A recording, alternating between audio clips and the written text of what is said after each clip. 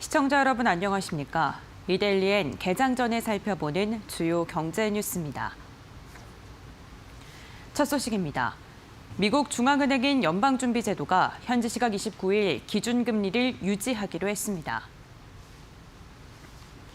지난해 7월 말 이후 세 차례 연속 기준금리를 내렸다가 지난달 인하 행진을 멈춘 연준이 두 차례 연속으로 동결 분위기를 이어간 것입니다. 연준은 이틀간 통화정책회의인 연방공개시장위원회 정례회의를 열고 통화정책 기준금리인 연방기금금리를 현행 1.5에서 1.75%를 유지하기로 했다고 밝혔습니다.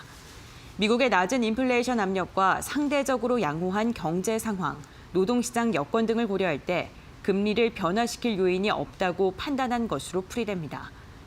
이번 금리 동결 역시 지난달과 마찬가지로 위원 10명의 만장일치로 결정됐습니다. 연준의 이번 결정은 당분간 동결 기조를 이어갈 것이라는 시장의 예상과 부합하는 조치입니다. 기업 체감 경기가 비제조업을 중심으로 한 달 전보다 조금 더 나빠졌습니다. 오늘 한국은행에 따르면 이번 달 전 산업의 업황 BSI는 전월보다 1포인트 내린 75였습니다.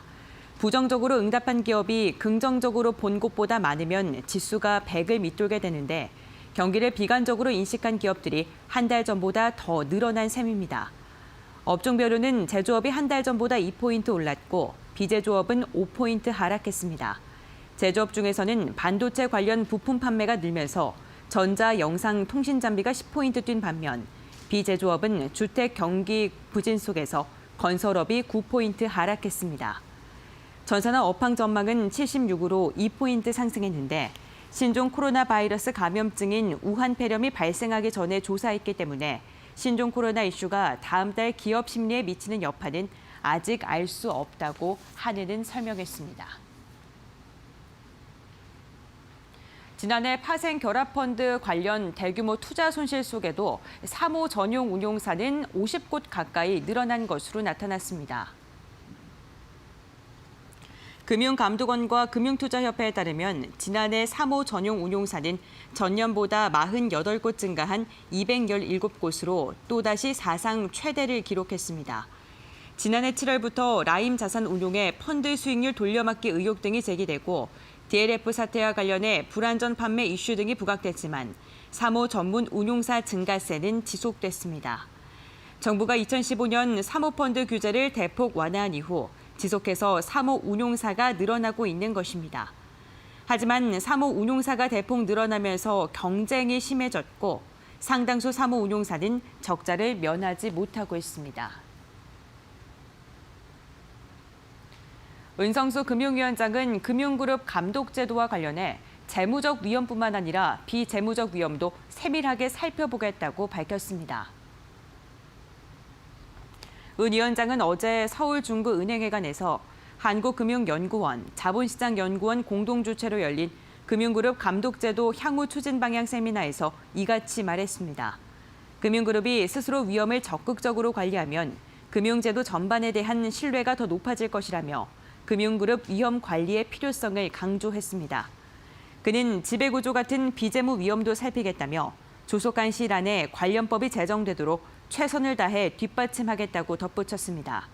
금융그룹 감독제도는 문재인 정부의 국정과제 중 하나로 금융계열사 간 위험이 없는 것을 막고 금융감독의 사각지대를 해소하고자 도입됐습니다. 삼성전기의 지난해 영업이익이 전년 대비 30% 이상 감소한 것으로 나타났는데요. 하지만 올해는 실적이 개선될 것이라고 전망했습니다. 삼성전기는 지난해 연결 기준 매출이 8조 408억 원, 영업이익이 7,340억 원을 기록했다고 어제 공시했습니다. 전년 대비 매출은 0.5% 증가했지만 MLCC 공급 증가로 인한 가격 하락 등으로 인해 영업이익은 35% 감소했습니다. 하지만 올해 실적은 5G 스마트폰 출시 확대와 전장용 수요 증가 등으로 전년 대비 개선될 것으로 예상했습니다. 올 하반기 전 세계 업체들의 5G 스마트폰 신제품 출시가 몰려 MLCC 수급도 타이트하게 유지될 것으로 예측됐습니다. 우리금융지주 그룹 임원 추천위원회가 어제 차기 우리은행장 선임과 관련해 결론을 내지 못한 채 끝냈습니다. 우리금융 측은 어제 진행된 임추위에서 논의가 길어져 내일 임추위를 속개할 예정이라고 밝혔습니다. 현재 차기 우리은행장에는 김정기 우리은행 영업지원부분 겸 HR그룹 집행부문장이 유력한 상태입니다. 다른 후보에는 권광석 새마을금고중앙회 신용공제대표와 이동현 우리 FIS 대표이사가 있습니다. 한편 우리은행은 오늘 DLF 3차 제재심의위원회를 앞두고 있습니다. 건설단체가 건설 근로자의 생명과 안전을 최우선으로 하는 건설 문화 형성을 위한 결의문을 발표했습니다. 대한건설협회, 대한전문건설협회 등 16개 단체로 구성된 대한건설단체 총연합회는 어제 한국프레스센터에서 이 같은 건설 안전 경영 실천 결의문을 발표하고 성실한 이행을 다짐했습니다. 결의문에선 건설 산업이 국민 경제적 위상과는 달리 대표적인 재해 산업으로 낙인되는 상황에 놓여 있는 점을 자성했습니다. 이를 해결하기 위해 근로자의 안전과 생명 존중을 최우선의 가치로 삼고 안전 경영을 실천해 국민으로부터 신뢰받는 산업으로 거듭날 것을 다짐했습니다. 이제는 우리 건설기업들이 나서야 합니다.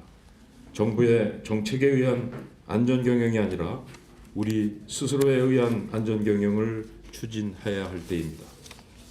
안전 경영 실천 방안으로는 2020년을 건설 안전 경영 실천 원년으로 선포하고 재해 예방을 선도하며 제반 안전규칙 준수 및 위험한 작업 환경 근원적 개선, 안전추진단 구성 운영 등 안전문화 정착 추진, 작업 전 안전 점검 및 작업 후 정리정돈 등 안전 생활화를 추진할 방침입니다.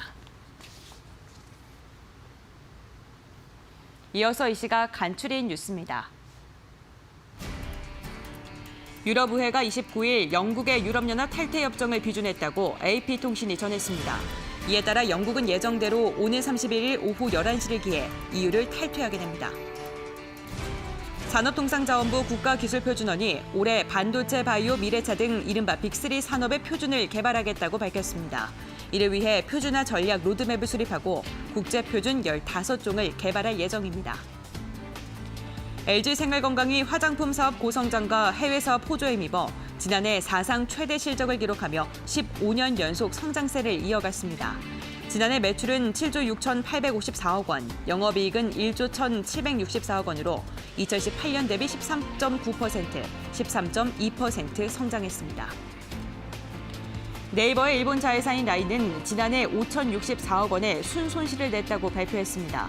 스마트폰 결제 서비스인 라인페이 등 전략 사업 개발이나 마케팅 비용 등 선행 투자가 실적에 큰 부담을 준 것이라는 분석이 나오고 있습니다. 이데일리엔 개장 전에 살펴보는 주요 경제 뉴스 함께 확인해 봤습니다.